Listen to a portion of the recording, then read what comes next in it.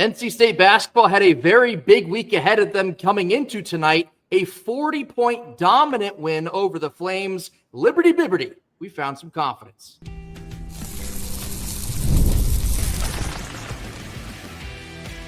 You are Locked On Wolfpack, your daily podcast on the NC State Wolfpack, part of the Locked On Podcast Network, your team every day. What's up, Wolfpack Nation? It's time to get locked in with Locked On. Thanks for making Locked On Wolfpack your first listen each and every day. We are free and available wherever you get your podcasts and on YouTube. Part of the Locked On Podcast Network, the #1 sports podcast network, your team every day. Our post-game /Thursday show is brought to you by FanDuel. If you want to be right in the middle of the action for the rest of the NFL season, you got to head over to FanDuel.com and place your NFL live bets all season long. The playoffs are approaching. College football playoffs are approaching. College basketball season, well, we're in the thick of it. Head over to FanDuel.com to make every moment more. FanDuel, play your game. Happy Wednesday evening /Thursday show to all. As always, I'm Grayson Boone, joined by former Wolfpack defensive tackle Kenton Gibbs. Well, coming into this week, it was a very critical week for Will Wade and NC State basketball. Playing Liberty on Wednesday before the home game of the non-conference schedule. You have Kansas Jayhawks coming to town on Saturday. This game against Liberty became a very pivotal matchup. Now we know that coming into tonight, they were a top 10 three-point shooting team in the nation. Didn't look like it tonight, and I thought in large part it's because Will Wade has finally gotten through to this team. The defensive intensity was far different than any other game I've seen so far this season. An 85-45 victory. Kenta, what'd you like tonight? You know, it's hard to find what I didn't like tonight. Everything was better. The intensity and the intentionality to run him off the three-point line, that was extremely exciting. The ability to fill the basket up at a high level, that was exciting. The most exciting thing, the thing that I saw that I walk away from this game with the most optimism and the most hope about is the fact that we're starting to get some other guys coming along. We're starting to see some of the guys that we had talked about as like, hey, we're going to need to have the depth, really depth, if we're not having great performances and you know, Darian Williams taking over as he has in the past. If we don't have that, we're going to need, the bench to show up in a very meaningful way. And in this game, I mean, just our top 3 scorers alone off the bench put up 27. So that's the type of stuff that I'm excited to see. That's the type of stuff you and I have talked about, the fact that if Arsenal can hit that 3 ball at a high clip, it changes everything. It changes everything, because at that point, you're able to get a guy on the court that can shore up one of our biggest weaknesses, which is perimeter defense at the moment. And he adds in offensively, not just a net zero. No. With his defense, if he gives you anything offensively, you're sitting up here saying, oh, I'm a little bit spoiled right now, which was definitely what he showed. So I'm very excited to see that. I'm very excited to see that. And now the other part of this, it's still Liberty, with all due respect. It's still Liberty. I need to see this when Kansas comes to town. I need to see this when that happens, to say like, okay, all right, now we're on to something. And again, the three-point defense being improved was probably the biggest thing that I'm jumping for joy about, because it's not like Liberty had open looks all night and they were just missing them. No. Hands were active. They were closing out. They were forcing guys to put that ball on the ground or take a tough shot, which more often than not resulted in a miss. Yeah, well, reading my tagline for the first segment here on the side of the screen, basically saying, did Will Wade find something after you beat Liberty by 40 points? Looking at that now, that reads a little crazy, because it looks like I'm propping up Liberty to be like the superstar mid-major team. I don't quite think they're that. Now, they were preseason picked to win the Conference USA, so we'll see if they end up doing that and then subsequently getting into March Madness. But we made them look like a very bad basketball team tonight, and that's a big credit to Will Wade, his staff, and the effort. The overall effort I saw tonight was, again, probably the best out of what I've seen in any game so far this year.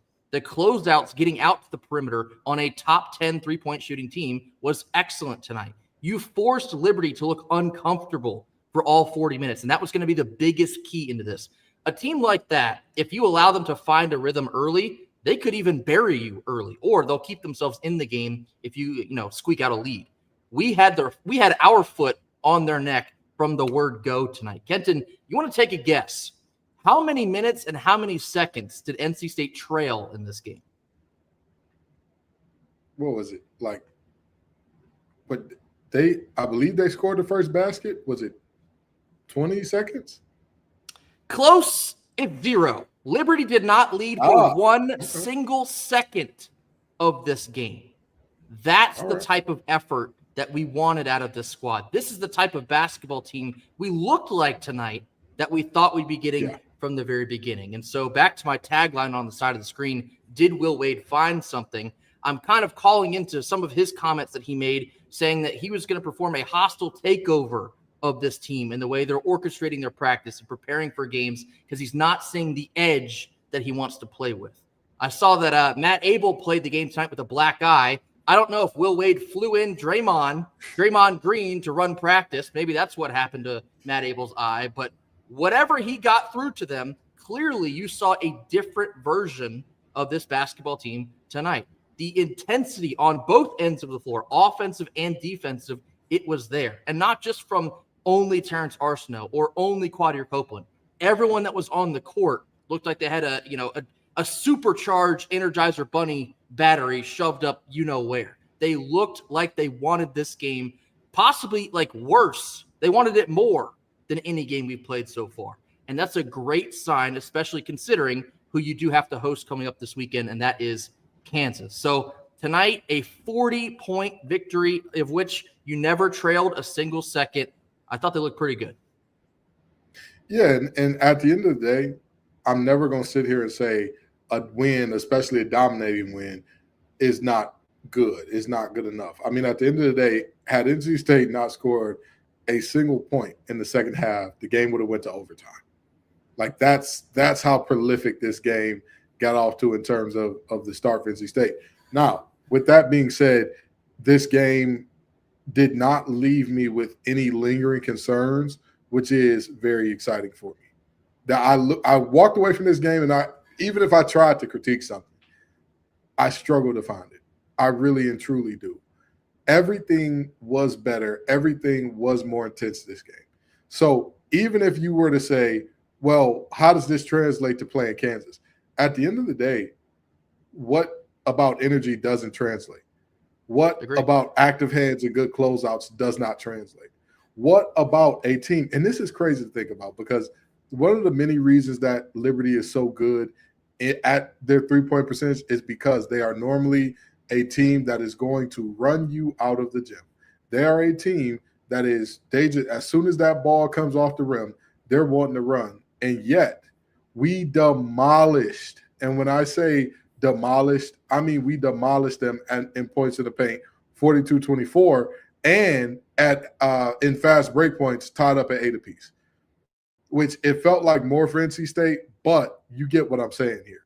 At the end of the day, I'm gearing up for Saturday, but if they come in with this type of energy, this type of hustle, this type of defensive effort, it puts you in a much better spot than if we had some of the performances that we saw in Maui, perhaps, that we saw at Auburn by chance. If we give up those types of performances, it's going to be a long day on Saturday. And don't piss me off, because Friday is going to be a great day for me. New Knives Out movie coming out, new episode of Pluribus coming out, and it's the Kapazat Chapters Charter Day. Crazy since the 80s, baby. Yo to the good noobs. But Saturday, if these young men come out and play like we saw earlier this year, it may be a little bit of a letdown this weekend for me. You missed one, too. We got the men's soccer Final Four on Friday night as well. So, yes, this could be a banner weekend in every sense of the imagination. And I love what you said about the effort and energy, because are Liberty and Kansas comparable? No, they're not comparable. But that shouldn't affect the effort that you bring to the table, the energy that you bring to the floor from Wednesday night to Saturday afternoon. I saw a different looking basketball team tonight. And again, we're not getting out ahead of our skis. Everything is not fixed. We're not suddenly a Final Four contender. Not saying any of that. But the the optical test that I put them to tonight, they passed with flying colors. They looked like they wanted this game more than any of the other games they've played so far. They looked like a better cohesive unit. And that's a really important piece, because if you use this correctly, if you beat Liberty and then you stun Kansas on Saturday, this could potentially be the turning point of the season. So we're talking about very important parts of the larger pie here. A 40-point dominant win. Again, Liberty, a top 10 three-point shooting team, 21% from three-point land tonight. That'll play. If you can suffocate a team to that effect, that will play. So very proud of the way we played tonight overall. Coming up next, we're going to get in deeper to some of the details. A dominant win. Let's talk more about what we really love to see on this Wednesday evening game. More on this after a quick word from our sponsors. Our first post-game / Thursday sponsor is Aura Frames. The holidays are officially here, which means gift hunting season is on. And if you want something meaningful, personal, and guaranteed to get a reaction, Aura Frames is the gift that delivers every single time.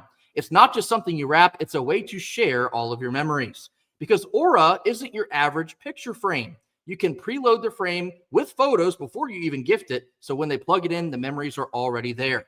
No apps to figure out, no setup headaches, just instantaneous smiles. And you can add personalized messages right on the inside of the frame, so the gift will feel even more personal the moment it's open. It's the holiday gift that actually gets used and not forgotten in a drawer. For a limited time, save on the perfect gift by visiting auraframes.com to get $35 off Aura's best-selling Carver Mat frames. You use the promo code COLLEGE, that's COLLEGE, college, at checkout, $35 off your purchase. That's Aura, A-U-R-A, auraframes.com, using promo code COLLEGE. This deal is exclusive to listeners, and these frames will sell fast. So order yours now and get it in time for the holidays. Support the show by mentioning the two of us at checkout. Terms and conditions apply. Middle portion of our post-game / Thursday episode, 85-45 over the Liberty Flames. Again, like I said, I expect them to compete very hard in Conference USA. By the end of the season, you may see them as a March Madness team, but we made them look like nothing even close to that tonight. The defensive intensity was much better. I thought Terrence Arsenault, you can see it, the difference between confident Terrence and not confident Terrence. Tonight, there was no question about which version we got from him. Lighting it up from downtown, playing lockdown defense on the perimeter. He looked like he was comfortable in his own two shoes tonight. And like I said, I named him to be my X factor coming into the season. When he plays like he did tonight, he could end up being that. And, there's no doubt about it. We talked about that already. It's these guys are going to have to show up. And here's the thing. I would like a situation where our depth and Terrence Arsenault and Matt Abel and Breed and company, them giving you anything is extra. But right now, because of the lack of production from our alpha wolf, our leader of the pack per se, and Darren Williams, we need Terrence Arsenault to step in and be confident and hit those shots. We need Matt Abel to not understand that he's a freshman, because, boy, he doesn't play like, right? If this is what Black-Eye Matt looks like, hey, come here, brother. I got another left hook for you, right and ready. No, but in all seriousness, he is playing very good basketball. And Terrence Arsenault, like you said, when he's confident, either way, he's going to give you a high level on defense. Even when things are not going great for him offensively, he's going to give you a high level defense. But when he can add in, when there is something added in, when you look up and you look at that box sheet and you say, Terrence Arsenault gave us some floor space tonight, now he's really dangerous. Now it's like, oh, we've got to account for that guy.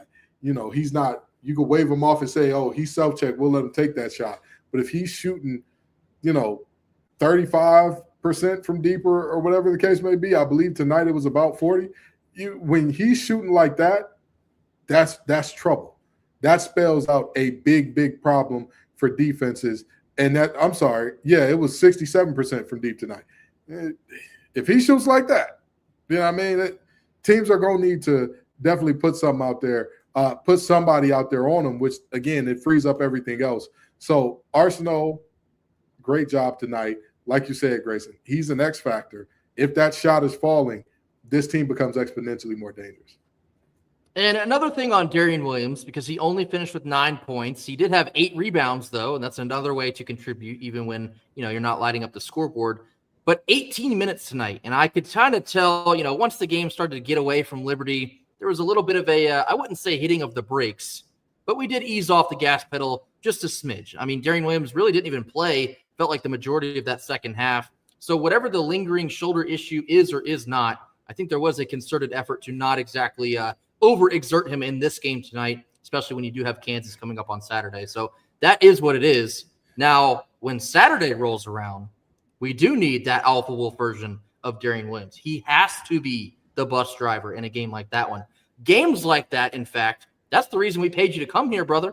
We wanted you to come here to orchestrate a win like that one potentially on Saturday. So that is what's at stake coming up against the Jayhawks. But, getting back to tonight, I also thought Quadir Copeland was excellent yet again. He is the most steady piece of this team. He is the glue guy. He's the calming presence. Don't let him in the lane, though. Like I said, you get him in the lane one-on-one, he's going to shake you out them draws. He had the Kyrie Irving finish there at the bucket. And he went up and under. All right, with it. now, Jerome Moore. All right, let's calm down. Oh, hey. I want none of that, officer. No, not me. Anyway, Trey Holloman also was spectacular tonight. He had 11 points, very decisive with the basketball in his hands, whether that was shooting from three or getting to the bucket. I thought Trey Holloman had another excellent game for us. Van Allen Lubin, he's kind of just like blending into the background because he's been pretty consistent, especially these last 4 to 5 games. Also finished with double digits in points. He had 13. I don't know. Like I said, I don't think this is the turning point quite yet, but if you use this momentum correctly, it very well could be going into Saturday. I'm going to tell you this, Grayson. There was a moment in this game that really, I really said, oh, this might be it. This might be the turning point. Yes, Kansas might be the game where everybody starts paying attention, but this might be the turning point. We're up about 20-some-odd points in the second half, okay? We're up 20-something. And there was a screen set that I don't know who set the screen. I don't know if it was Holloman setting the screen or if it was somebody setting the screen for Holloman. But either way, it was, I believe the refs blew it dead for a legal screen, and Will Wade calls a timeout immediately afterwards. And I remember seeing him, by him, I mean Holloman, saying, hey, we need to be here. This is where we need to be. And Will Wade coming up to him and letting something in his ear say, hey, that's on you. And I'm like, this is what I need to see. Mm-hmm. Y'all are up 20, and it's not all smiles and happy, and we're just having a good time. And hey, ho, we're having fun in the Lenny, rather. No. We're here for business. We're here for business. It's not about the scoreboard. It's not about the scoreboard. It's about us.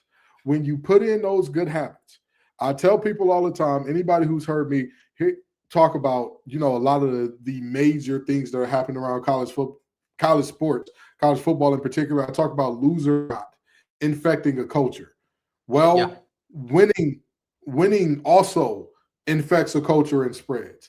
The intensity, the championship level intensity. My high school recently played in the state championship, and before they had their final practice, I took my nephews up there to see what they were doing, because I said, I want y'all to be around championship intensity. Even if y'all don't fully understand what's happening right now, I need y'all to see the level. And that's what it was. It was a level of intensity that you can tell this is tangible. You can feel, hey, we've got to do this right now. We can't wait until we play Kansas. We can't wait until ACC play. We can't wait until the game gets close. I want them right now to do it right. So that for me was a moment where I said, okay, this team's in a different mode now. I like it. Yeah, I appreciate that you said, correlating that to Will Wade's ethics, because he is the type of coach that whether you win by 2 or win by 20 or win by 40, the good habits are what's most important to him. He really doesn't care if you only beat a relatively bad team by 15 points. Now, does it look good? No. Does it feel good? No. But he wants the habits that will carry from one game to the next, to the next, to the next, all the way down to the end of the year. That's what he's after. And so when he is talking about a hostile takeover in practice and in the media, that's the point he's trying to hammer home. His guys have not been playing with the intensity and that edge, quote unquote, like he likes to say, that he's been looking for. And so now he has to really insert himself. He gave the rest of the team a chance to self-correct, and you went 6-3 with that effort. Not good enough for Will Wade. He has a standard, and that standard will be met.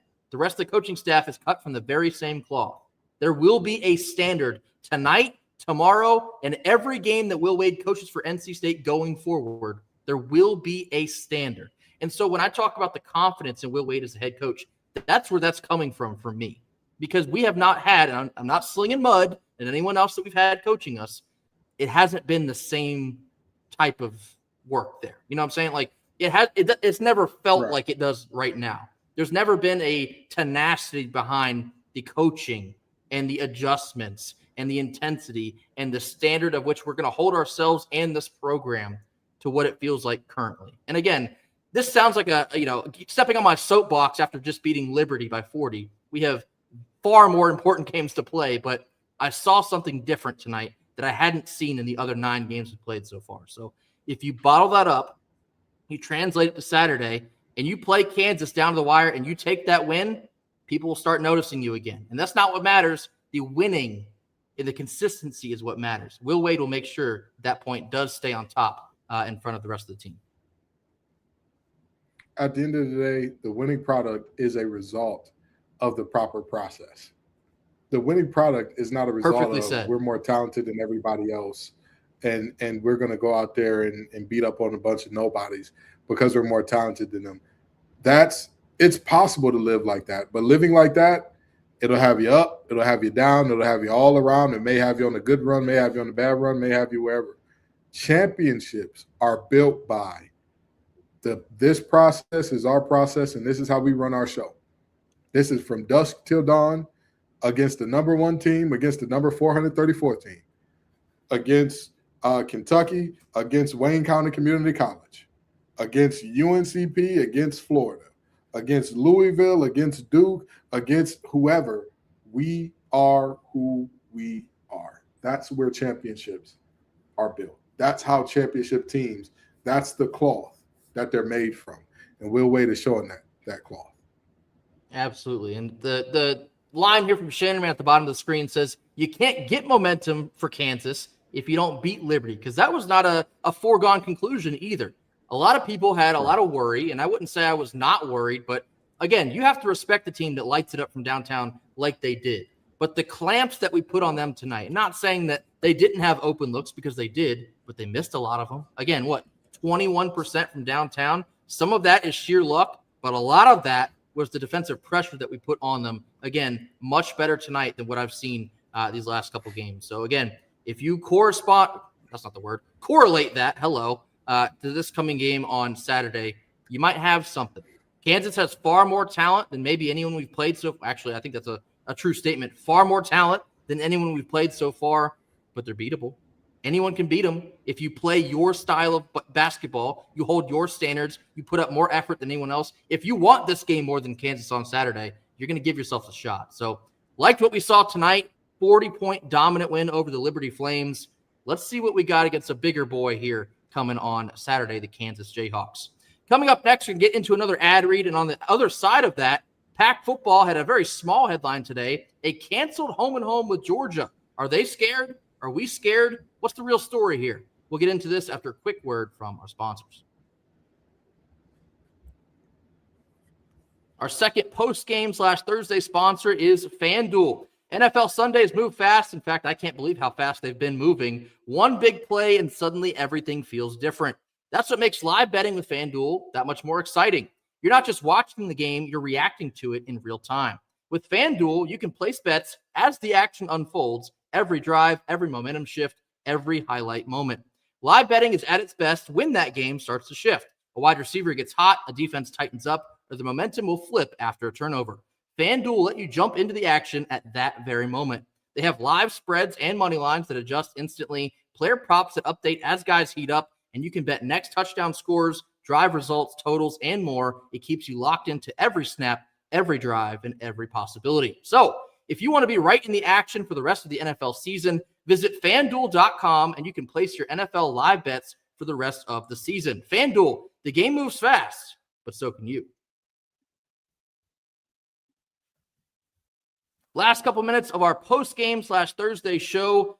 NC State football and Georgia, like the Georgia Bulldogs, announced that they have canceled a home and home set for 2033 and 2034. So, just a couple weeks away. But there was a home and home scheduled for both Sanford Stadium in Athens and Carter Finley in Raleigh, but that has been canceled. Now, I want to get out in front of this because, no, it's not because anyone's scared. It's not because there's no longer interest between the two schools in playing each other. This is along the very same lines as when we canceled against like App State, because there's not exactly mutual benefit to playing a game like that. Like, let's just be completely upfront about this. What does Georgia, yes, that Georgia, gain from playing us, especially if they come to Carter Finley and lose?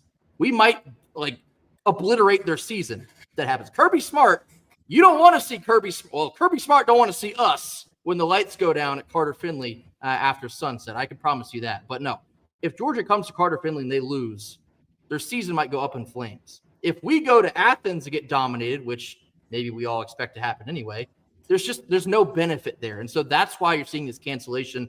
But I think you also factor in the conference realignment factor, because it's like, well, as much as teams move around and schedules change and things get canceled and games get moved to Brazil, is it even worth keeping this on the schedule, being that it's 8-9 years away? Probably not. So I think that's another real factor to this as well. But Kenton, what were your thoughts seeing NC State cancel home and home with the Georgia Bulldogs? I'm not so sure I share your sentiments here, Grayson. Okay, what year is this scheduled for again? What 2033, 2033, and 2034.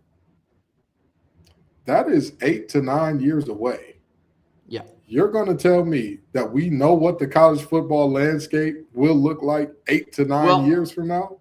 That's the thing. You don't. And I think that's in large part why they're canceling this, because they think there's too much uncertainty around it. Well, and that's, for me, if anything, that's a reason to keep the game instead of saying we're going to get rid of it, because at least then hey, regardless of what happens, we have one of our out-of-conference opponents already nailed down. We don't got to think about it. We don't got to find somebody new. We don't got to make sure that this team from this conference, we already got our opponent. We already got it. We don't got to think. We don't got to worry. Everything's all right there. So I look at that and I say, who drove this canceling and why? What is the particular reason here? Why are teams canceling what could be a very marquee out-of-conference game? And even if the argument is, well, it's not a marquee out-of-conference game for Georgia, that's fine in theory, but in reality, you're still playing another Power 4 team. Now, sure, I do understand where Grace is coming from in terms of with conference realignment and all that. It is a possibility. Let's not sit here and pretend like it is impossible for NC State to fall out of the Power 4 or some arrangement to happen to where it's no longer recognized as the Power 4. I would love to say that that's not possible, but I would be a hypocrite if I called what's that young man's name, Marcus Freeman, derelict in his responsibilities and not acknowledging it was a possibility that Notre Dame get left out the playoffs. And then on my end, I say, oh, there's not a world where NC State isn't a Power 4 team anymore. Listen, I'm acknowledging that's a possibility. However, I think that possibility is slim enough to where it would still make sense for that game to be scheduled until there was something very concrete to say, hey, this game just, it ain't gonna make a ton of sense for any party involved. I'll tell you something else that I think is more than likely a factor in this as well. When you have the shift of SEC conference games and also ACC conference games, I think both conferences are moving to 9, if I'm not mistaken.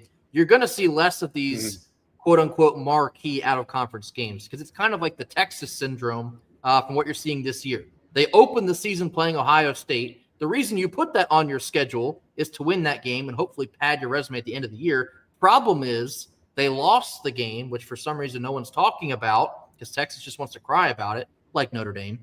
But you're going to see a lot less of that style of schedule coming forward. I think you're going to see the non-conference games, they're probably just going to be cupcakes, because you got to focus all of your energy on those 9 conference games to either get into the championship game, if those still exist by 2033. They might not even exist by then, but there's going to be a lot, more of a focus on getting it right in conference than it is trying to pad your resume out of it, especially for those bigger dogs, pun intended, like Georgia. So I don't know. I don't really make much of this. It's not exactly a shock to see this gets canceled. But something else that really kind of always looms on this, the fans lose. NC State fans would love to go down to Georgia and see a game in Sanford Stadium. Right. I don't know what Georgia thinks of us, possibly something, possibly nothing, but it is a shame to see a game like this gets canceled. We also had the game, there's a home and home with Florida. That got canceled. When that got scheduled, I think I was still a senior at State at the time. I was amped. I'm like, oh my God, I don't know where I'm going to be in 2032, but I'm going to be in Gainesville on the day that we play them. And do you see what I mean by you don't know what the college football landscape is going to look like? Yes. Because I'm sure when that game was scheduled, Florida looked like, oh my, what a buzzsaw, or like, oh, they might be good again. And then all of a sudden, they're like on what? They're since 2014, they're on what? Their third head coach since then, or is it fourth? I think third. You see what I'm saying? Like you just you don't know how long Kirby's going to be having fun with this. Who's to say he's got 8 more years left in the tank of doing this before he's like, I think I'm bored. I've had enough. I've done everything that I can do here and move on. But it is what it is, and more so than anything else, I'll simply say this: if I'm NC State, I want to play in these marquee games. If it's a measuring stick, and that measuring stick tells me I'm 40 points worse than the premier team. Great. How do I close that gap? Grayson and I are already lobbying for old Jim, if you will. Come on. Just a little something. Change our blank lives. Change them. Please. Please. We need it. But there's whatever you need to do. Sometimes you need to show folks, hey, this is what the big spenders look like. And people are saying, well, there's no appetite to spend like that for football. I don't know if y'all know the state of North Carolina like I know the state of North Carolina. There seems to be an increasing appetite for football, especially with the fact that basketball ain't what's driving realignment. Basketball is no longer putting big buildings on campuses, and when your basketball team wins, you're no longer seeing all of these new research facilities and whatnot pop up on campus. There's only one sport that's still doing that. And those boys are the ones with the helmets. So with all due respect, I really do think that we should be seeking out more marquee games. To me, you can't cancel on App State because, we're pushing to play more P4 and then say, whoa, too big a P4, or allowing a team to say, y'all are too small a P4. No. The game is scheduled. Put the damn ball down. Let's get it done. 40-point victory tonight over the Liberty Flames, 85-45. Got my black hat on. I was missing being able to put this thing on. Hopefully I get to wear it again on Saturday, if you know what I'm saying. Dominant win. We move forward. We have Kansas coming to town on Saturday, one of the biggest home games of the entire season. Carry this momentum. We'll see what we got coming up on Saturday. That will do it for us here tonight and for our Thursday show. As always, thank you all so very much for joining us. Be sure to hit that like button. Drop your comments in the comment box. Mash that subscribe button if you have not already. We will catch you on Friday to round out the week. And until then, go Pack. Go Pack.